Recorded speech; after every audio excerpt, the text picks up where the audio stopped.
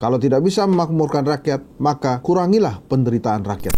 Kenapa dia mau ya jadi Menteri BUMN, terus kemudian turun jadi Menpora? Apa yang ingin dikejar ya oleh Pak Erik sampai mau jadi Menpora?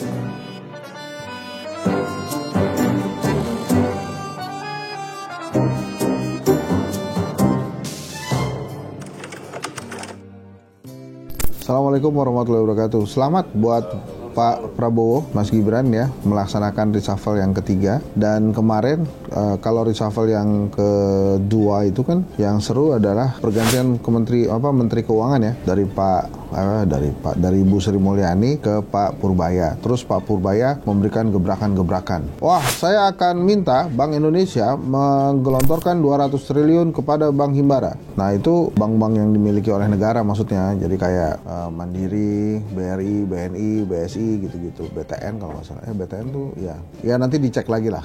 Tapi 200 triliun itu digelontorkan. Kalau saya nggak salah, Mandiri, BRI dapat 55 triliun. BNI juga kali ya. Tapi pertanyaan saya itu juga, wah ini proyek apa yang bisa langsung menyerap uang 55 triliun itu?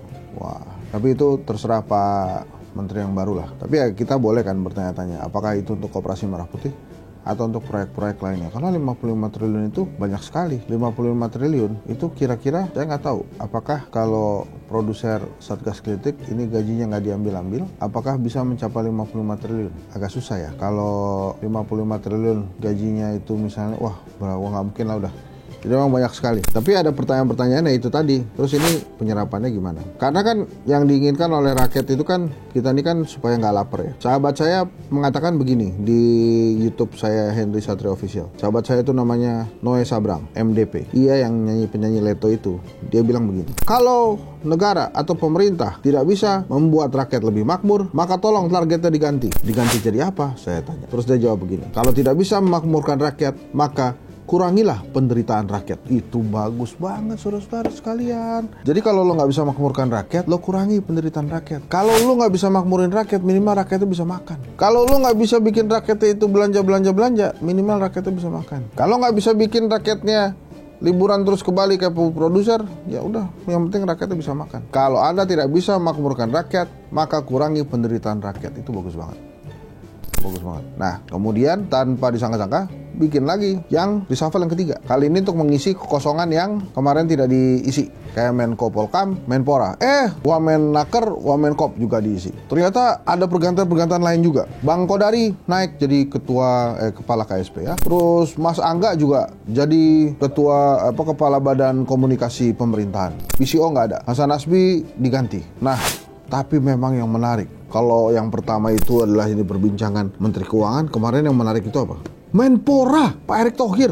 Pertanyaan-pertanyaan seputar Pak Erick Thohir menjadi Menpora. 1, kenapa dia mau ya jadi Menteri BUMN? Terus kemudian turun jadi Menpora. Kok turun? Kan sama-sama menteri. Iya, anggapan rakyat itu Menteri BUMN itu adalah menteri kelas A. Kalau Menpora itu, mohon maaf lahir batin kalau saya salah bicara, itu menteri kelas C. Kenapa tuh mau? Wah, dari BUMN yang begitu berkuasa, terus kemudian jadi Menpora. Waduh, Bang Arya jadi staf khususnya Menpora dong sekarang. Katanya, wah karena Erick Thohir ngurusin bola. Nah, kemudian pertanyaan keduanya, kalau jadi Menpora, apakah mesti mundur dari posisi ketua PSSI? Karena kan Menpora juga ngurus cabang-cabang olahraga lain. Zainuddin Amali, Menpora sebelum Dito Aryo Tejo, itu dia mengundurkan diri sebagai Menpora untuk jadi wakil ketua PSSI yang ngurusin bola itu. Apakah Erick Thohir kemudian akan mengundurkan diri juga dari posisi Menpora dan tetap menjadi ketua umum PSSI, atau dia mengundurkan diri dari ketua umum PSSI dan jadi Menpora, atau dia tidak mundur-mundur?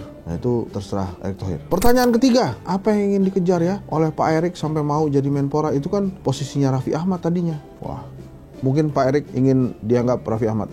Nggak gitu. Mungkin juga pengen ngetop juga. Tapi kalau saya ditanyain, apakah Mas Hensa yang pengamat politik ternama itu mau menjadi Menpora, ketua Menpora? Menteri, kok ketua Menpora sih? Menpora aja. Ya, saya akan jawab, oke. Jadi mau nggak? Oke, jawaban itu aja. Tapi kenapa kemarin nggak dinaikin ya Taufik Hidayat sebagai Menpora aja? Kan dia sudah wakil Menpora. Kalau mungkin ini jawaban liar saya, Taufik Hidayat tidak biasa diberikan kemenangan begitu saja tanpa sebuah pertandingan. Karena Menpora ini jabatannya bukan pertandingan, maka ya dia aman aja posisinya sebagai Wamenpora. Lagian kalau yang penting kan aman aja posisinya sebagai Wamenpora. Itu tuh kemarin banyak diperbincangan. Kalau Mas Angga jadi PCO juga ya nggak apa-apa. Itu kan Mas Angga kan memang orangnya Pak Prabowo tuh udah lama. Dia mau all out katanya. Nanti kita lihat saja nih. Berarti masih ada yang kosong dong. Oh, dengarnya desas-desusnya tuh masih akan ada reshuffle. Nah, jadi Mas Angga itu nampaknya diperintahkan Pak Prabowo untuk all out ngurusin komunikasi sebagai Wamen, sebagai komisaris Telkom, sebagai kepala badan komunikasi pemerintahan. Luar biasa, sebuah jabatan yang tidak main-main. Kemudian yang juga menjadi sorotan, Menko Polhukam. Wah, Pak Jamari. Kenapa Pak Jamari dipilih? Saya katakan begini kepada wartawan. Sangat mungkin Pak Prabowo memilih Pak Jamari untuk mengetahui kondisi di lapangan tanpa ada pengurangan, tanpa ada berlebihan, tapi disampaikan apa adanya. Kenapa demikian ya? Karena Pak Jamari dianggapnya sudah selesai. Dia menyampaikan apa adanya aja lah.